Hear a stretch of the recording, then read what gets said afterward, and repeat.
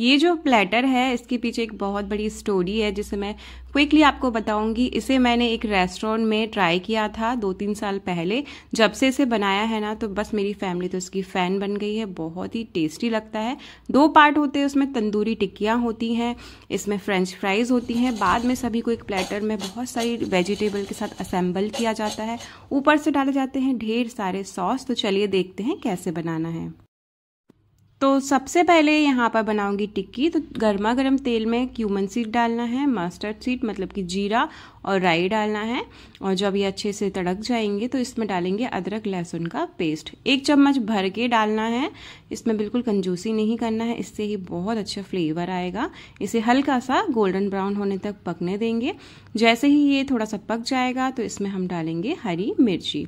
तो यहाँ पर 1 हरी मिर्ची को बिल्कुल बारीक बारीक कट करके मैंने इसमें डाल दिया है। इसको भी हल्का सा हम सौटे कर लेंगे। और अब हम इसमें डालेंगे ढेर सारी वेजिटेबल। तो आपके पास जो भी सब्जियां घर में पड़ी हों आप उनको डाल सकते हैं। मैंने यहाँ पर ली है 1 बड़ी प्याज। साथ ही साथ दोस्तों यहाँ पर मैं इसमें मटर, कॉर्न वगैरह भी डालूंगी। जो भी वेजिटेबल आप डालें तो बस उसे आप चॉपर से चॉप करके डालें या फिर बिल्कुल बारीक बारीक कट करके डालें।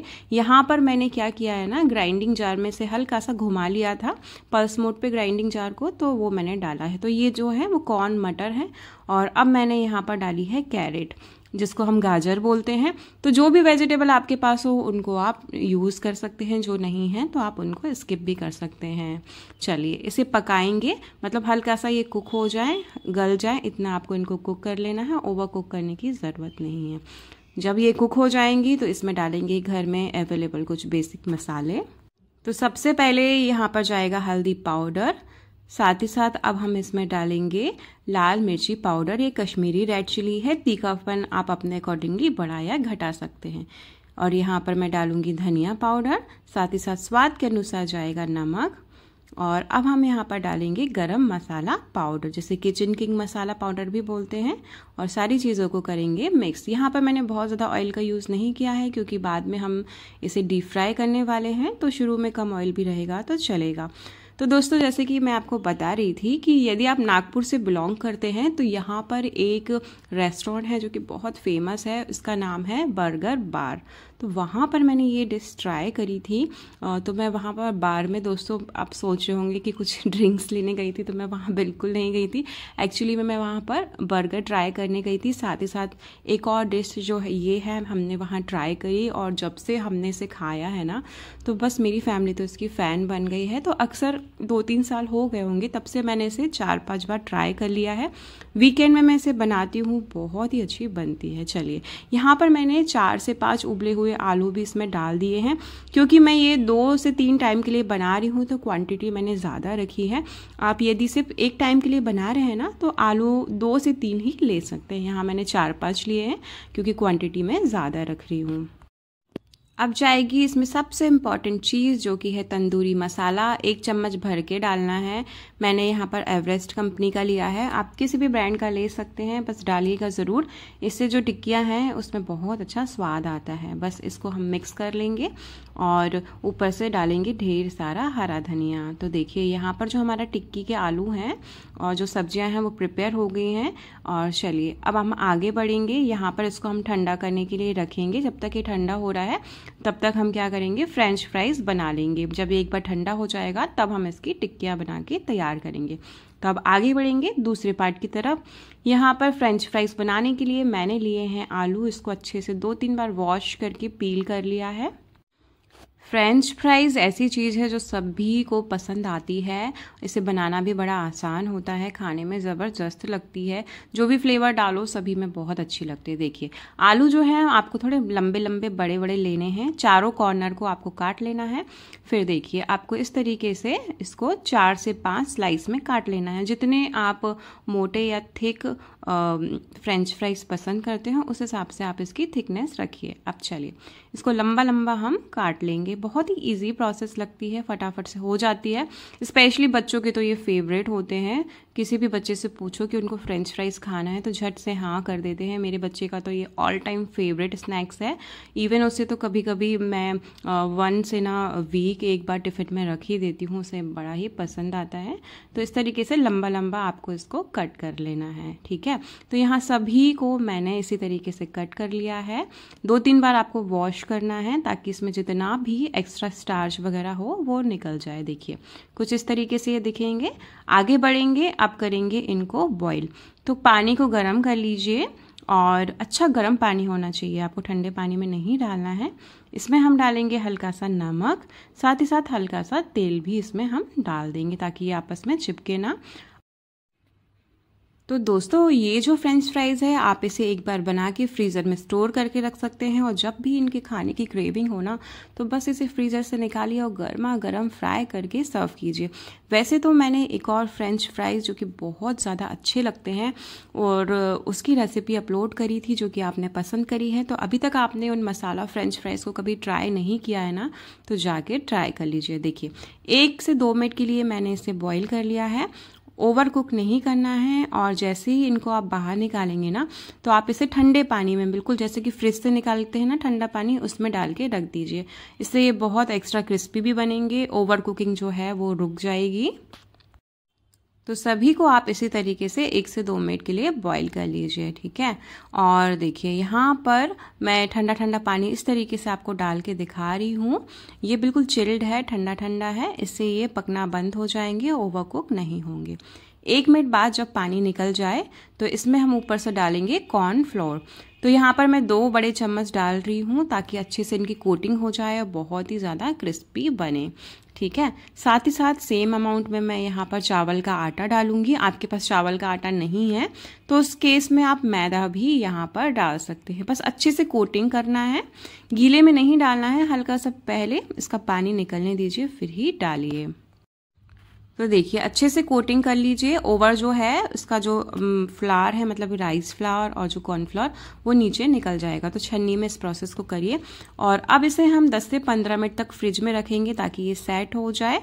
तब तक हम टिक्की के बनाने का काम कर लेते हैं। इसे फ्रिज में रखेंगे। सबसे पहले स्लरी तैयार करेंगे। तो यहाँ पर मैंने लिया है 4 बड़े चम्मच मैदा। आप कम अमाउंट में बना रहे हैं तो 2 से 3 चम्मच ले सकते हैं। नमक डालेंगे, हल्का सा नमक डालना है। साथ ही साथ यहाँ पर डालेंगे इटालियन सीजनिंग ताकि जो टिक्की है ना वो बाहर से भी टेस्टी हो, सिर्फ अंदर से ही नहीं बाहर से भी बढ़िया हो। बस पानी डाल के आपको इसको मिक्स कर लेना है और हल्की सी सेमी थिक सी इसको बना के तैयार कर लेना है।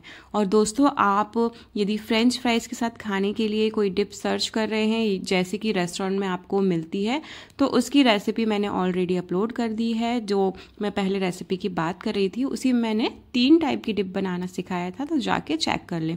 डिस्क्रिप्शन बॉक्स में मैं आपको उसकी लिंक दे दूंगी। चलिए आलू ठंडे हो गए थे, उनकी टिक्कियाँ बनाएंगे। तो यहाँ पर ध्यान देने वाली बात कि बिल्कुल छोटी छोटी टिक्कियाँ बनानी है, ठीक है। बहुत बड़ी नहीं बनानी है, बॉल साइज़ की, जैसा कि एक छोटा बॉल होता है ना, बिल्कुल आपको वैसे बनानी है। नॉर्मल जो हमारी चाट वाली टिक्कियाँ होती हैं वो बहुत बड़ी होती हैं, बिल्कुल छोटी छोटी बनानी है। देखिए यहाँ पर स्लरी भी इस तरीके से कंसिस्टेंसी होनी चाहिए, रेडी है। साथ ही साथ यहाँ पर ब्रेड क्रम्स भी मैंने रेडी कर लिए हैं।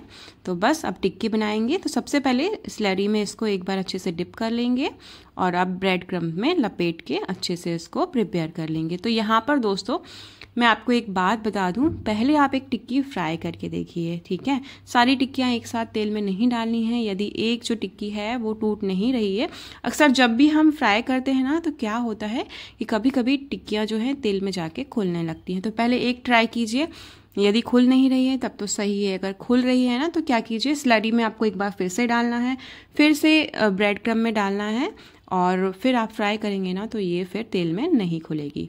तो क्रिस्पी गोल्डन ब्राउन होने तक आपको इसको अच्छे से अलट पलट करते हुए फ्राई कर लेना है। और यदि आपके पास तंदूर है तो तंदूर में आप इन्हें कुक कर सकते हैं, या फिर ग्रिलिंग पैन है तो ग्रिलिंग पैन में भी आप इसे ग्रिल कर सकते हैं। मेरे पास दोनों ही नहीं थे तो मैंने इन्हें डीप फ्राई किया है। सेम वे में जो हमारे फ्रेंच फ्राइज़ हैं उनको भी हम अलट पलट कर क्रिस्पी होने तक तल लेंगे। तो दोस्तों ये जो फ्रेंच फ्राइज़ हैं आप इन्हें ज़्यादा अमाउंट में बना के फ्रीज़र में स्टोर भी कर सकते हैं, और जब भी आपको इन्हें खाने का मन करे तो बस फ्रीज़र में से निकालिए और गर्मा गर्म इन्हें टोमेटो केचप के साथ सर्व कीजिए। देखिए यहाँ पर ये इतने ज़्यादा क्रिस्पी बने हैं ना, आगे चल के मैं आपको इनकी आवाज़ भी सुनाऊंगी।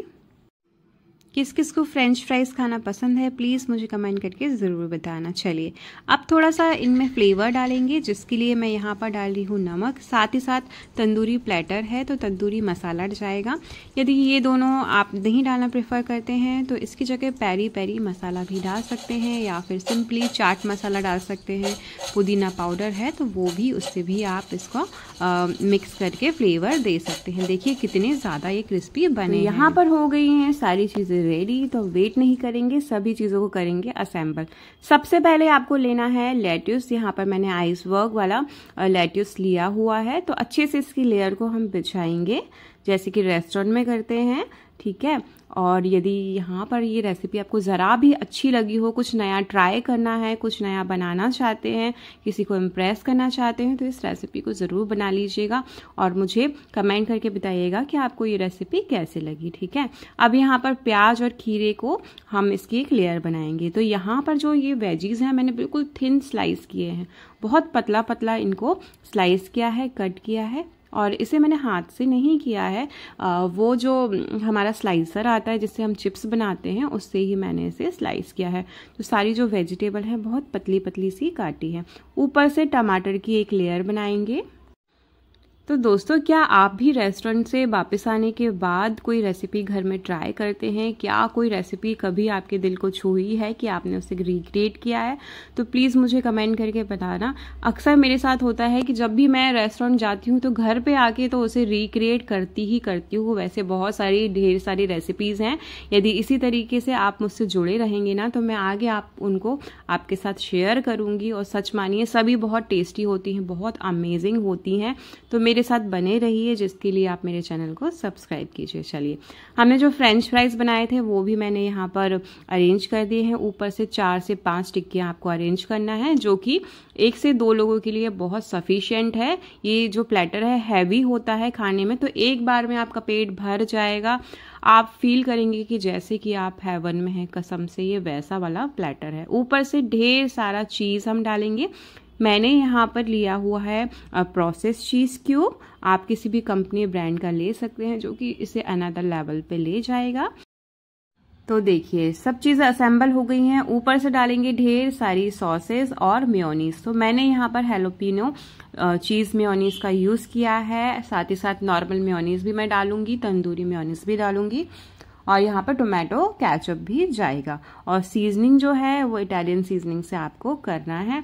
और यहाँ पर ध्यान देने वाली बात, सारे सॉसेस और मेयोनीज आपको इस तरीके से डालना है कि सारी जो फ्रेंच फ्राइज हैं, आपकी टिक्कियाँ हैं, वो कवर हो जाए। जब आप एक फ्रेंच फ्राइज खाएं तो आपको अच्छे से मेयोनीज और टोमेटो केचप का जो टेस्ट है वो बहुत अच्छा है, ठीक है। तो कंजूसी नहीं करना है, अच्छे से इसको डालना है। और ये जो सारी प्रोसेस है ना आपको गर्मा गर्म में ही करना है। मतलब जब आपकी टिक्कियाँ गर्म है, जब आपके फ्रेंच फ्राइज गर्मा गर्म है, तो तुरंत ही आप उनको असेंबल कर लीजिए। कसम से गजब का प्लेटर है, बहुत ही अच्छा लगता है। आप कुछ सेलिब्रेशन करने वाले हैं, खुद को कुछ अच्छे सा ट्रीट देना चाहते हैं, तो इसे ज़रूर ट्राई कीजिएगा और मुझे कमेंट करके बताइएगा क्या आप भी कुछ ऐसा रिक्रिएट करते हैं, क्या आप कभी रेस्टोरेंट में जाके कुछ खाते हैं जिससे आपको लव हो जाता है। यदि होता है तो कमेंट करके बताइए और घर में उसे रिक्रिएट कीजिए। देखिए ऊपर से मैं पिज़्ज़ा सीजनिंग इसमें डाल दूंगी, जिसको डालने में कंजूसी नहीं करना है। और यहाँ पर हमारा तंदूरी जो प्लेटर है बनके है रेडी। बहुत अच्छा बनता है, एक बार ट्राई करना तो बनता ही है। रेसिपी अच्छी लगी हो तो please like share and subscribe कीजिए। और देखिए यहाँ पर मेरे हस्बैंड आए हैं, उनको कुछ खुशबू आ रही थी, तो देखो यहाँ पर इनका रिएक्शन देखो। उनको तो इसे देख के ना बहुत ही खुशी मिल गई, क्योंकि उनको ये बहुत ज़्यादा पसंद है। और जैसे ही मैंने उन्हें खिलाया ना तो बस वो तो सरप्राइज हो गए कि बहुत ही अच्छा बना है।